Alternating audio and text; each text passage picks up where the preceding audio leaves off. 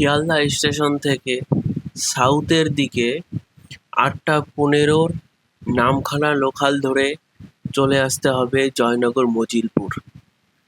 সেখানেই নেমে ওখান থেকে টোটো কিংবা রিক্সা ধরেই আমাদের মেইন আজকের গন্তব্য যাওয়ার উদ্দেশ্য। শুভ সকাল বন্ধুরা, আমরা এখন চলে এসেছি আমাদের মেইন গন্তব্যের দিকে। আমরা এখন বেরোবো হচ্ছে নিমপিটে। যাত্রা আজকে একদম সকালবেলায়। তো এখান থেকে এখন আমরা সকালবেলায় ব্রেকফাস্ট করে নিয়েছি, শুধু চা। তো এখান থেকে আবার রিক্সা ভ্যান ধরে তারপরে আবার নিমপিটের উদ্দেশ্যে যাত্রা করতে হবে। ওখানে একটা ছোট্ট কভারেজ করে, যেটা হচ্ছে আশ্রম আছে, ওখানটা কভারেজ করে তারপরে আমরা আবার কৈখালির উদ্দেশ্যে রওনা দেবো। স্টেশন থেকে সোজা বাইরে বেরিয়ে এখানে অনেক ভ্যান আছে, আর এখান থেকেই মেইন অটো বা টোটো ভ্যান যেগুলো আছে সেগুলো ধরে নিমপিটের উদ্দেশ্যে রওনা দিতে হবে। স্টেশন থেকে আমরা এখন ভ্যান ঠিক করে নিয়েছি। তো এখান থেকে নিমপিটের যে মেইন আশ্রমটা আছে তার দূরত্ব মাত্র 3 কিলোমিটার। যেতে সময় লাগবে 12 থেকে 15 মিনিট। আর ভ্যানের পার হেড ভাড়া হচ্ছে মাত্র 15 টাকা করে। সকালের ব্রেকফাস্ট সেরে আমরা চলে এসেছি সেই রামকৃষ্ণ মঠ। দেখতে পাচ্ছ রামকৃষ্ণ আশ্রম নির্মকুঞ্জ। তো যেখান থেকে মেইন রিক্সায় নামবে সেখান থেকে হাঁটা পথ মাত্র 200 মিটার মতো, 2 থেকে 3 মিনিট লাগবে হেঁটে এই আশ্রমের সামনে চলে আসবে। তো এখান থেকে ভিতরে প্রবেশ করব আমরা এখন।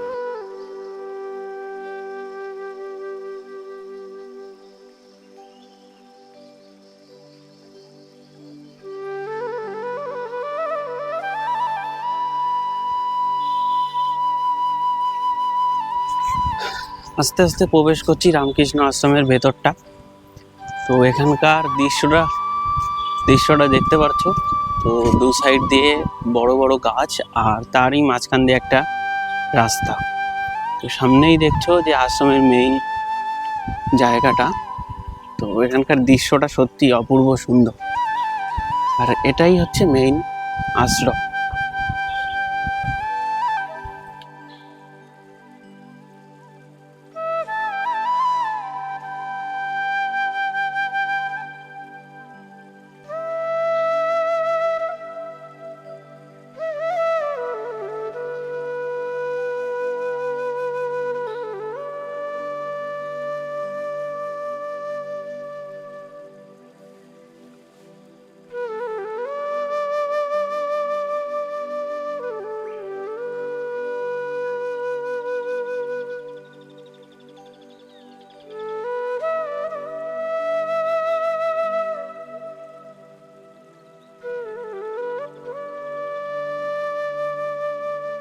এখন ঢুকেছি আশ্রমের মেন ভেতরটায়, যে মন্দির এখানে দেখতে পাচ্ছ পিছনে এই ব্যাকগ্রাউন্ডে একদম মন্দির রয়েছে যে আশ্রম, এর ভেতরে ঢোকা নিষেধ।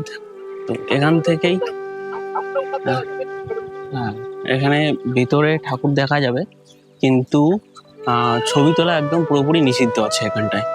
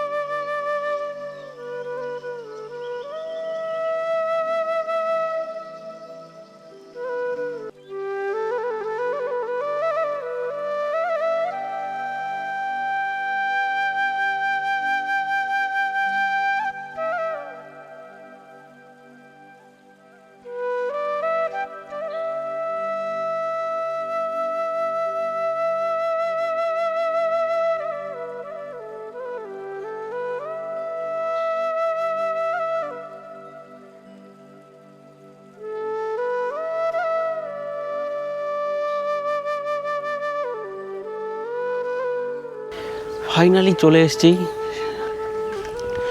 কৈখালী মেইন মাতলা নদীর ধারে। তো এখানে পিছনে দেখতে পাচ্ছ যে কৈখালী পর্যটক আবাস। আপনারা চাইলে এখানে এসে রাতে থাকতে পারেন। তো এখানে থাকার জন্য রাতে মাথা পিছু 600 টাকা করে, আর এটাকে বুকিং করতে গেলে আশ্রম থেকে বুকিং করতে হয় অথবা অনলাইনেও বুকিং করতে পারেন। তো আমরা এখন দাঁড়িয়ে আছি একদম পুরো মাতলা নদীর পাড়ে, দেখতেই পাচ্ছ।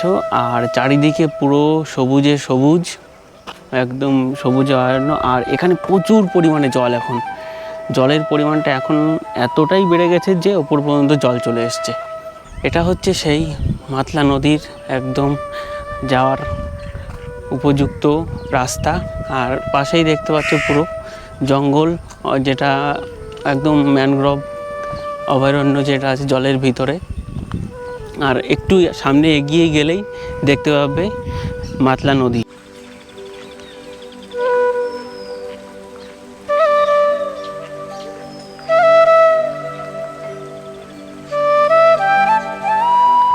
এখানে চারিদিকের দৃশ্যটা একবার একটু দেখে নাও তোমরা সবাই।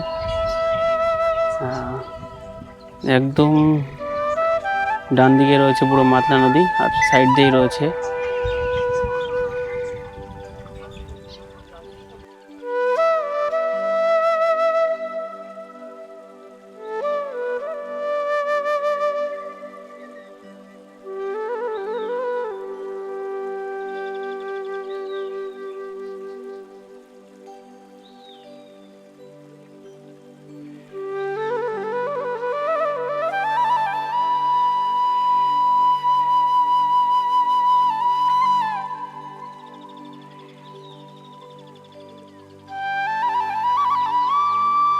ফাইনালি এখন চলে এসেছি আমরা সেই কৈখালীর মেইন ঘাটে।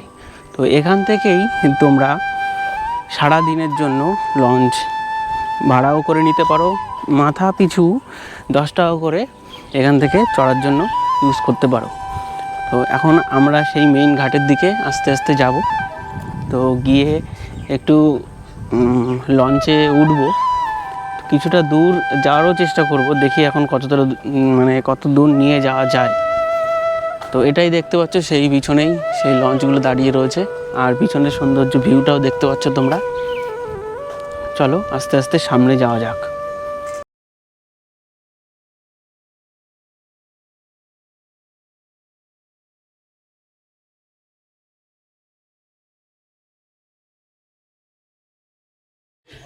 এখন আস্তে আস্তে আমরা যাচ্ছি সেই ঘাটের দিকে, যেখান থেকে আমরা মেইন লঞ্চে উঠব। তো এটাই আস্তে আস্তে সামনে হেঁটে যাচ্ছি। এখানে দেখতে পাচ্ছ অনেক দোকান রয়েছে, আর এখান থেকেই এই রাস্তাটা ধরে যেতে পারি লঞ্চে ওঠার জন্য।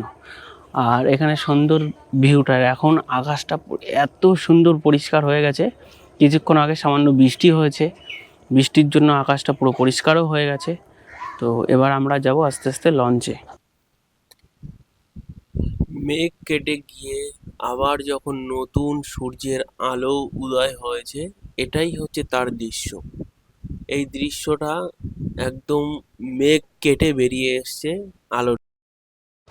এদিকে পেছনেই রয়েছে মেইন ঘাট, আর ঘাট থেকে একটু সামনের দিকে এগিয়ে আসলে এরকম একটা দৃশ্য দেখতে পাবে। মানে একটু সামনের দিকে এগিয়ে আসা যায়, আর এখন জলের স্তরটা অনেক কমে এসছে দেখতে পাচ্ছ। আর এটা হচ্ছে ঘাট থেকে একটু সামনে এগিয়ে গিয়ে, এদিকেও রোড রয়েছে, রোড একদম অপূর্ব এক সুন্দর একদম রোড।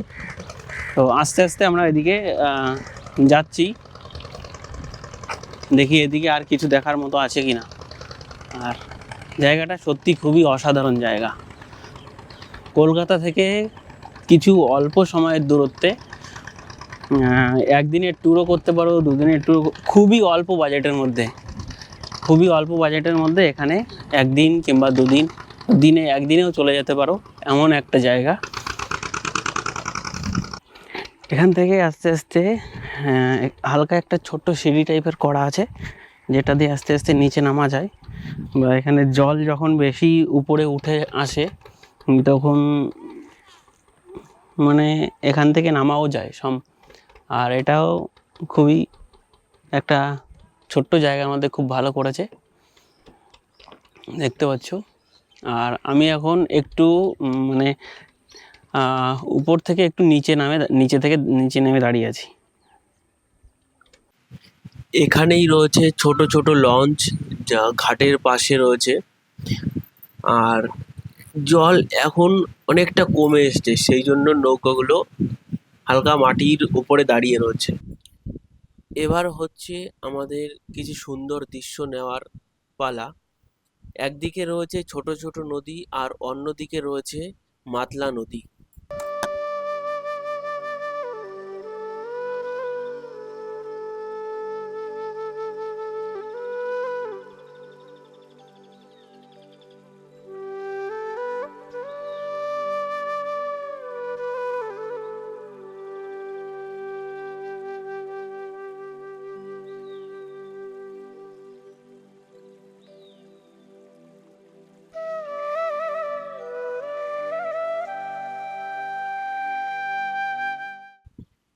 এখানেই দাঁড়িয়ে আছি আমরা তিনজন, যারা আমরা গেছিলাম কলকাতা থেকে কৈখালির শ্যুট করতে।